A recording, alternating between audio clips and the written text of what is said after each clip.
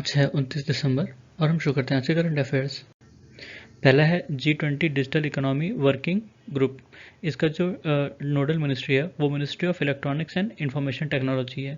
ठीक है, और इस ग्रुप का उद्देश्य है 3 priority areas: digital public infrastructure, cyber security, digital skill development. ठीक है, इन्हीं चीज़ों को मद्देनज़र रखते हुए जो मिनिस्ट्री है उसने 2 इनिशिएटिव लॉन्च किए हैं: स्टे सेफ ऑनलाइन कैंपेन और डिजिटल इनोवेशन अलायंस।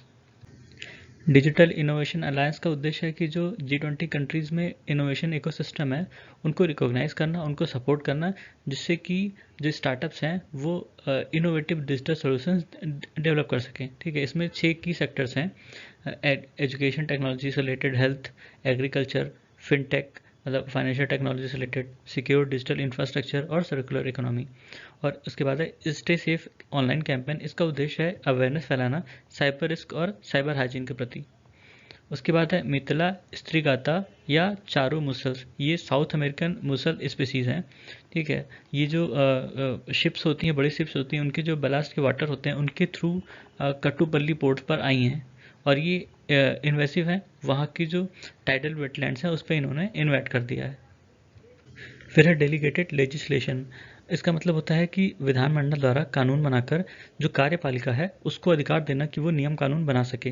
ठीक है, इसमें इसका कंडीशन होता है कि जो कार्यपालिका उसके बाद नियम कानून बनाएगी वो प्राथमिक कानून को के बाहर उसका दायरा नहीं जाना चाहिए। ठीक है, उसको वायलेट ना करे।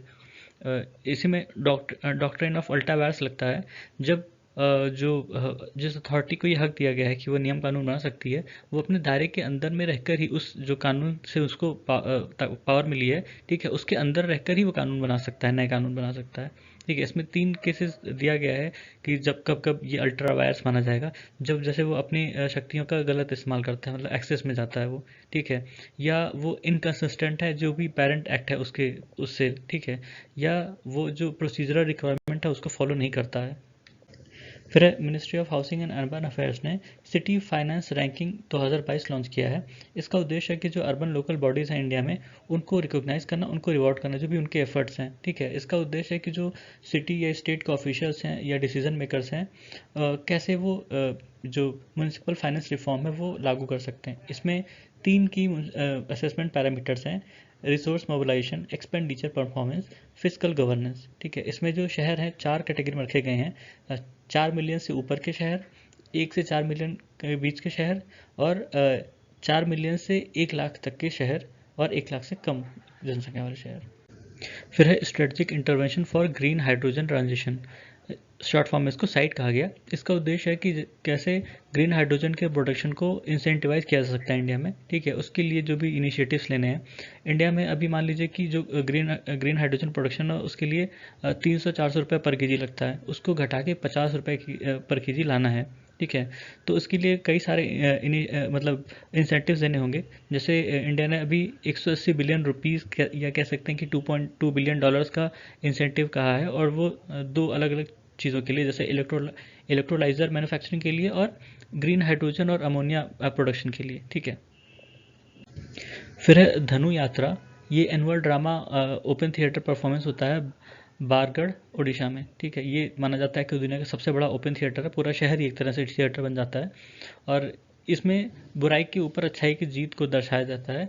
और ये शुरू कब से हुआ था? शुरू हुआ था 1947-48 से, जब भारत आज़ाद हुआ था। ठीक है, उसी को दर्शाने के लिए इसको मनाया जाने लगा। और इसमें जो शुरुआत होती है वो उग्रसेन जो मथुरा के राजा थे उनको कंस ने जब हटा दिया था उनके राज सिंहासन से, क्योंकि उन्होंने देवकी जी की शादी वासुदेव से करवा दी थी। ठीक है, और इसमें जो जब ये जो पूरा फेस्टिवल है, इसमें जो आखिरी जो सीन होता है उसमें दिखाते हैं कि वो कैसे कंस को मार देता है कृष्ण जी, और फिर से उग्रसेन राजा बन जाते हैं। फिर है national capital region transport corporation.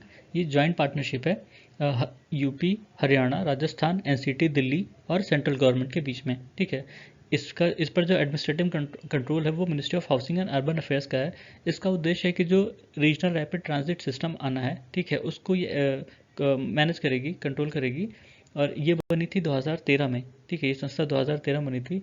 और जो सेक्रेटरी होते हैं मतलब मिनिस्ट्री ऑफ अर्बन डेवलपमेंट में, वो इसके एक्स ऑफिशियल चेयरमैन होते हैं। फिर इंडेक्स प्रोवाइडर्स की ट्रांसपेरेंसी और अकाउंटेबिलिटी बढ़ाने के लिए डोमेस्टिक सिक्योरिटी मार्केट में, ठीक है, सेबी ने एक फ्रेमवर्क प्रपोज किया है। इसका उद्देश्य होगा कि जो भी ये इंडेक्स प्रोवाइडर हैं उनको कोई तीसरी संस्था, कोई इंडिपेंडेंट एक्सटर्नल ऑडिटर है, वो इनको इवेल्युएट करेगी कि इनका जो International Organization of Security Commission है उससे एडहेरेंस कितना है, ठीक है। International Organization of Security Commission जो है वो 1983 में बना था और ये G20 के साथ काम करती है और जो फाइनेंशियल स्टेबिलिटी बोर्ड है उसके साथ काम करती है, ठीक है। जो अपने यहाँ international financial services centre authority है वो इसकी एसोसिएट मेंबर है।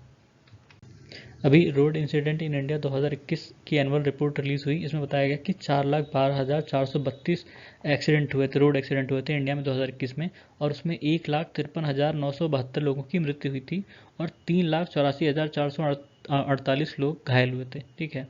ये रिपोर्ट जो पब्लिश की गई थी, ये जो एक सिस्टम है integrated road accident database system, उसकी डाटा को एनालाइज करके ये रिपोर्ट बनाई गई थी, ठीक है। ये जो integrated road accident database system है ये ministry of road transport and highways की इनिशिएटिव है और इसको वर्ल्ड बैंक से फंड किया गया है, ठीक है। इसका उद्देश्य है कि जो 4 अलग अलग स्टेक होल्डर्स हैं उनसे जो डाटा है वो इसमें फीड होता है। वो डिपार्टमेंट कौन कौन से हैं? Police department, transport, highways and health department, ठीक है। इनकी जो रिपोर्ट होती है, इनकी जो डाटा होता है वो इसमें जाता है और वहाँ से ही सारा डाटा फिर कंपाइल किया जाता है और रिलीज़ किया जाता है। फिर है जूस मिशन। जूस का मतलब है जुपिटर आईसी मून्स एक्सप्लोरर। ये यूरोपियन स्पेस एजेंसी का मिशन होगा। ये इसको लॉन्च करेंगे और वो करीब 2031 तक वहाँ पहुँचेगा जुपिटर के ऑर्बिट में, ठीक है। और इसका उद्देश्य वही है कि जुपिटर के जो मून्स हैं और जुपिटर है उनको ऑब्जर्व करना। जुपिटर के जो आईसी मून्स हैं यूरोपा, गैनामेडी और कैलिस्टो, ठीक है, इनके आसपास से ये गुजरेगा। तो ये था हमारा आज के करंट अफेयर्स। सुनने के लिए धन्यवाद।